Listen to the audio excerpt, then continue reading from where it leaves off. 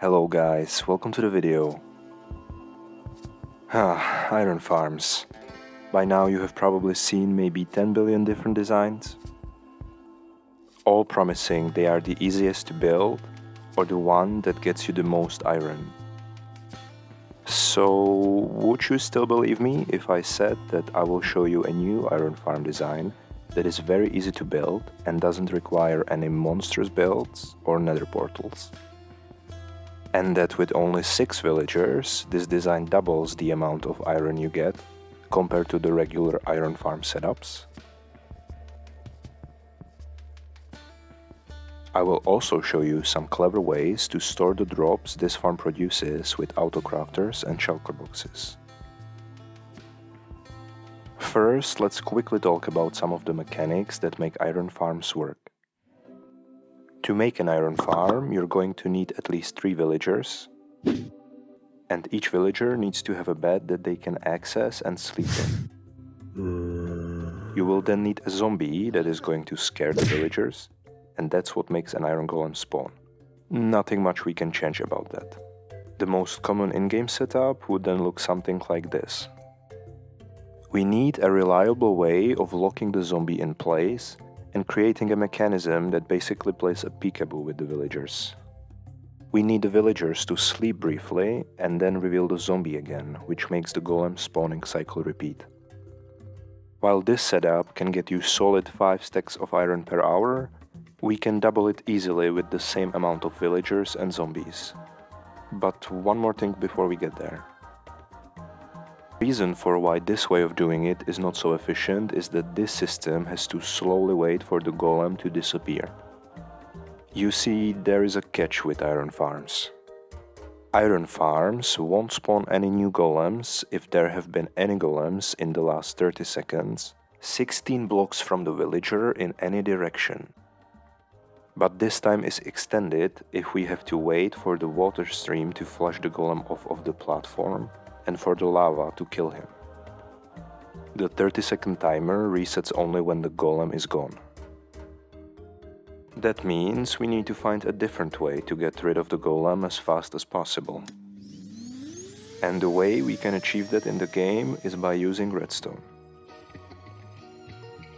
Lucky for us, golems will spawn on trapdoors.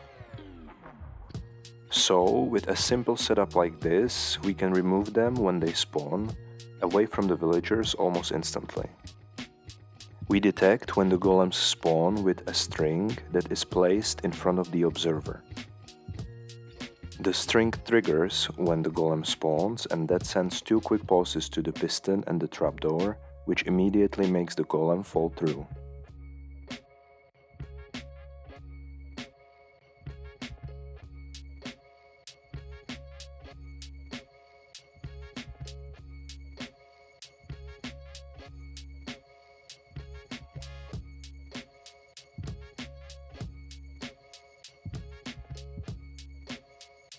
We can then add multiple of these platforms to increase the spawning area.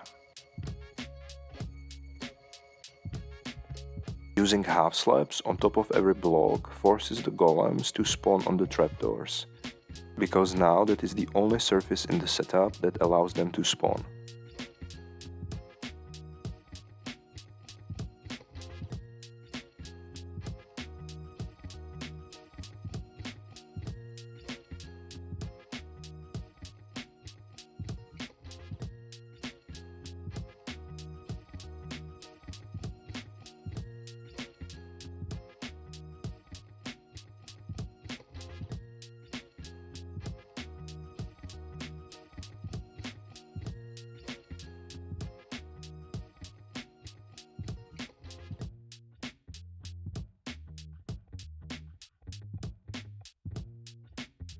We then collect them way outside the village range, at least 16 blocks below the farm.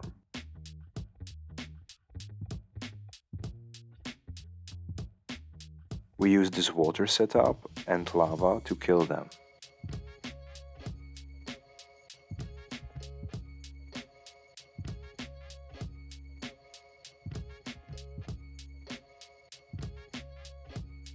To hold the lava in place, we can use this warped fence gate because it doesn't catch on fire.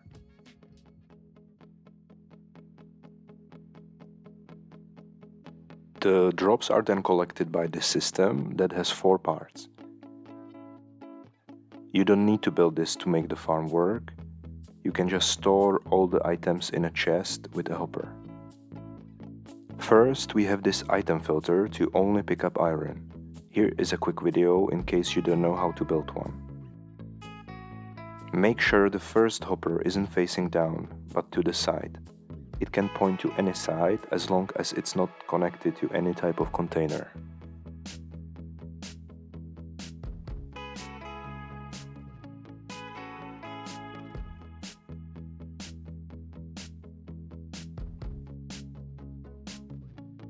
You will then need to build this shape and add a comparator, repeater, redstone torch and dust.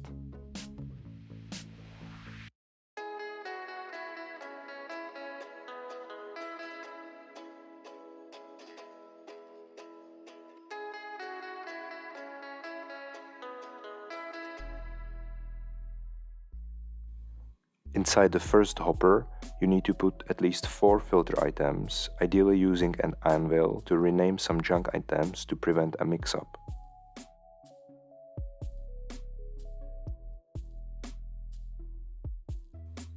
In the first slot, you then put the iron. The second part is an autocrafter that automatically crafts the iron ingots into blocks. This allows us to store the iron more efficiently. Here is a quick video how you can build this.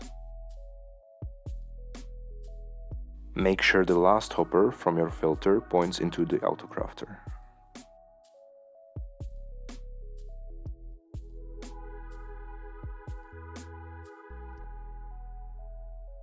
You then need to build this setup with comparator, repeater and redstone dust.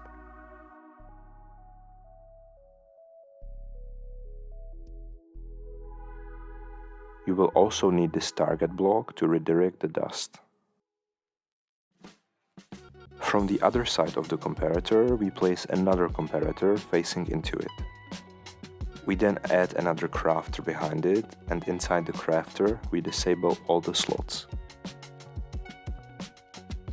This way we create a clock that triggers when the first autocrafter has exactly 9 pieces of iron and we craft it into iron blocks.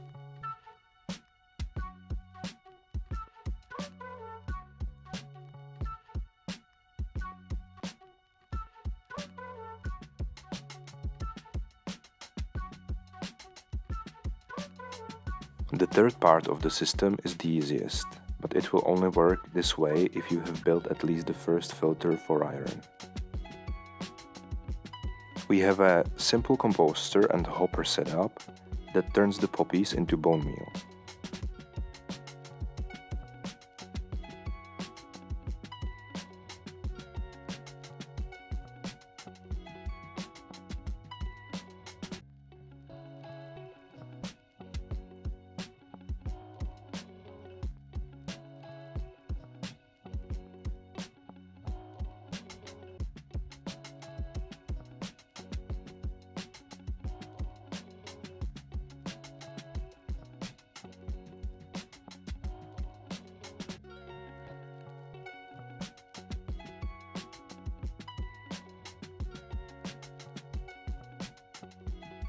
The last part of the setup is maybe a bit redundant, but I always like to add this to all my farms.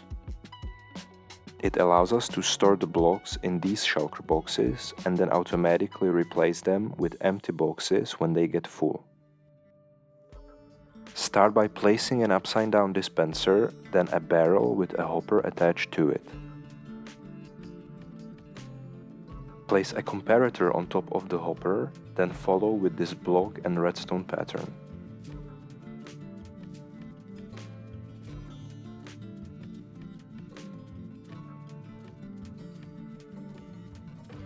From the other side, add a node block and a piston.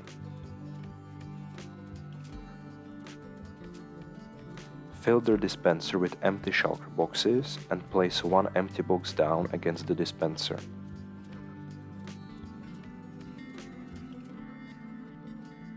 When the shulker gets full, the piston breaks it and it's stored in the barrel. The dispenser immediately replaces it with an empty shulker.